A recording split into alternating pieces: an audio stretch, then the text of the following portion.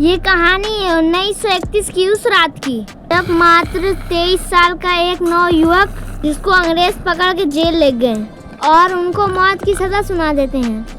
उनका कसूर बस इतना था कि भारत को आज़ाद कराना था और अंग्रेज कभी भारत को आज़ाद देखना नहीं चाहते थे। जब इस 23 साल के सेनानी को आज़ादी के लिए, अपने देश के लिए लड़ने के जुर्म में अंग्रेज फांसी की सजा सुना देते हैं। फांसी के कुछ समय पहले इस युवक की माँ उनसे मिलने के लिए जेल में आती है। मार्च 1931 की वो काली रात का अंधेरा जरूरत से ज्यादा ही कुछ काला था। उस रात रोज की तुलना में बहुत ही ज्यादा सन्नाटा था, लेकिन इस सन्नाटे के बीच जेल के एक कोने में एक माँ और उसके बेटे में वो आखिरी बातचीत हो रही थी, वो आखिरी मुलाकात हो रही थी जो हिंदुस्तान के आने वाले दिनों में एक तूफान लाने वाली थी। ये बातचीत सिर्फ एक शब्दों का आदान प्रदान नहीं था, एक माँ की ममता और साहस, एक जवान बेटे की बलिदान संकल्प की कहानी थी। माँ की आंखों में आंसू थे, लेकिन उनका हृदय अपने बेटे की साहस पर गर्व कर रहा था। और जेलर ने माँ को अंदर बुलाया और उन्हें उस कोठरी की तरफ लेके गया, वहाँ पर इस नौयुवक को रखा गया था। नौयुवक अपनी माताजी को देख करके अपनी जगह खड़ा हो जाता है। नौयुवक क्रांतिकारी के चेहरे पर हल्की सी मुस्कान आई अपनी माँ को देख करके, जिससे उनकी माँ के दिल को थोड़ा सा सुकून मिलता है। माँ को पता है कि बेटे को फांसी होना निश्चित है और बेटे को भी ये पता है कि माँ को पता है कि मुझे फांसी होना निश्चित है। और युवक मुस्कुराते हुए बोलता है कि माँ आप आए, मुझे पता था कि आप जरूर आएंगे। माँ ने आंसू भरी आंखों से बेटे को कहा, बेटा तुम्हारे बिना ये दुनिया कैसी हो। वो आते हैं और अपनी माँ के पास बैठ जाते हैं और उनके हाथों को अपने हाथों में थाम लेते हैं। माँ मुझे पता है कि मेरा ये निर्णय आपके लिए कितना कठिन है, लेकिन मैंने हमेशा देश के लिए मरने और जीने की कसम खाई है। आज वही दिन है। माँ अपने बेटे का आंसू पोंछते हुए बोलती है कि बेटा कोई भी माँ बाप अपने बेटे को अपने सामने खोता हुआ नहीं देख सकते और तुम्हारा उद्देश्य बहुत बड़ा है। मुझे तुम पर गर्व है। तुमने जो किया ना बहुत कम लोग कर पाते हैं, लेकिन एक माँ का दिल अपने बेटे के बिना कैसा रहेगा। मैं तुम्हारे जाने के बाद तुम्हारी यादों को तो जिंदा रख लूँगी। माँ के लिए एक बेटा ही सब कुछ है। कैसे मैं इन हाथों से तेरे शरीर को उठाऊंगी, इन हाथों से बालपन में मैंने तुझे खाना खिलाया था। दोनों कुछ पल के लिए खामोश हो जाते हैं और फिर वो नौयुवक उस खामोशी को चीरते हुए कहता है, हाँ माँ मैं जानता हूँ आपके लिए बहुत कठिन है, लेकिन याद रखिए मेरी मौत बेकार नहीं जाएगी। मैं उन लाखों लोगों के लिए मर रहा हूँ जो आज़ादी की राह देख रहे हैं।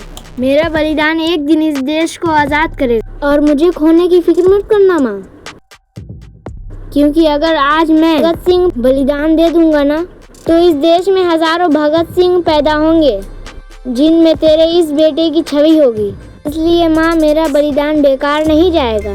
23 साल के भगत सिंह को फांसी पे चढ़ जाना मंजूर था, पर गुलामी में जीना इन्होंने कभी कबूल नहीं किया। ऐसे कई नाम है इतिहास में, सुखदेव, राजगुरु, मंगल पांडे, राम प्रसाद बिस्मिल, इशफाकुल्ला खान, ठाकुर रोशन सिंह, महात्मा गांधी, सुभाष चंद्र बोस, चंद्रशेखर आजाद, गोपाल कृष्ण। नाम अगर मैं बोलता रहूंगा ना तो कई दिन निकल जाएंगे, लेकिन नाम कभी खत्म नहीं होंगे। आज जिस खुली हवा में हम सांस ले रहे हैं ना, इसके लिए न जाने कितने आजादी के दीवानों ने लड़ते लड़ते अपनी सांसें छोड़ी है, उसकी कोई गिनती नहीं। ये आजादी हमें दान में नहीं मिली है, इसके लिए हमारे देश के कई वीरों ने खून देके कमाई है ये आज़ादी। ये आज़ादी हमें विरासत में यूं ही नहीं मिली है, न जाने कितनी माओं का दामन सूना हुआ है। आज़ादी के आंदोलन का वो दौर था जब लोगों की मूलभूत जरूरत रोटी, कपड़ा, मकान नहीं होती थी, बल्कि आज़ाद हिंदुस्तान में सांस लेना हुआ करती थी। चंद्रशेखर आजाद, जिन्होंने आजीवन अंग्रेजों की गुलाम न बनने की कसम खा रखी थी। अंग्रेजों की लड़ाई में जब ये लगा उनको यहाँ खत्म होने वाली है, तब आखिरी गोली को उन्होंने अपने सर से लगा लिया, लेकिन अंग्रेजों के सामने सिलेंडर करना कभी स्वीकार नहीं किया। ये वो दौर था जिसमें सुभाष चंद्र बोस जैसे वो सेनानी थे जिनका ये कहना था कि अगर देश में स्वतंत्रता को जगाना है तो हमें मरना ही होगा, और जिन्होंने ये भी कहा था कि तुम मुझे खून दो मैं तुम्हें आजादी दूंगा। ये वो दौर था जब रंग बसंती चोला गाते गाते राम प्रसाद बिस्मिल जैसे अपने साथियों के साथ मुस्कुराते हुए फांसी पे चढ़ जाया करते थे। चंद्रशेखर आजाद भी बलिदान से साबित कर गए कि हम आजाद हैं, आजाद ही रहेंगे, आजाद ही मरेंगे। झांसी की रानी लक्ष्मीबाई अंग्रेजों की बंदूक का अपनी तलवार के साथ क्या बखूबी सामना किया, की शहादत को स्वीकार किया, ना कि गुलामी को। बिना हिंसा के भी लड़ाई की जा सकती है, ये हमें गांधी जी ने सिखाया है। गांधी जी ने ये भी सिखाया है, या करो या फिर मरो, या तो आज है या फिर कभी नहीं। भगत सिंह ने भी कहा है कि लड़ाई बंदूक की गोलियों की दम पर नहीं, अपने अंदर की साहस की बुनियाद पे जीती जाती है। सुभाष चंद्र बोस जिन्होंने हमें सिखाया है अपने राष्ट्र को जिंदा रखना है ना, तो हमारे मन में एक ही इच्छा होना चाहिए, बलिदान। आजादी के लिए लड़ी गई ये लड़ाई वो दौर था जिसमें बच्चे बच्चे के हाथ में आजादी के बिगुड़ हुआ करते थे। ये आज का दौर है जिसमें बच्चे बच्चे के हाथ में इंस्टाग्राम की रील्स होती है। और ये वक्त है हमारी स्वास्थ्य सेवाओं का बेहतर बनाने का, जंगलों की कटाई को रोकने का, प्रदूषण रोकने का। हर एक माँ बाप की जिम्मेदारी है कि वो अपने बच्चों को देश प्रेम का पाठ पढ़ाए, जो आजादी से पहले घर के बच्चों को सूखी रोटियों के साथ सिखाया जाता था।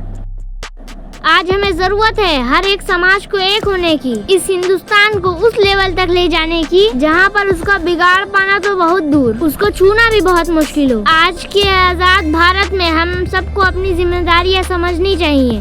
अगर आप एक विद्यार्थी हैं तो आपकी जिम्मेदारी है कि आप ज्ञान को हासिल करें, ज्ञान हासिल करके देश में एक बदलाव करें। अगर आप एक डॉक्टर हैं तो गरीब से गरीब मरीजों की मदद करें। आप जो भी काम करते हैं एक पल खड़े हो और अपने आप से पूछो, क्या ये करने से हमारा देश एक और कदम आगे बढ़ सकता है? और अगर उसका जवाब हाँ हो तो उसमें अपनी पूरी जी जान लगा दो। हमें उस भारत का निर्माण करना है जहाँ पर हर इंसान को समान अवसर मिले। जय हिंद, जय भारत।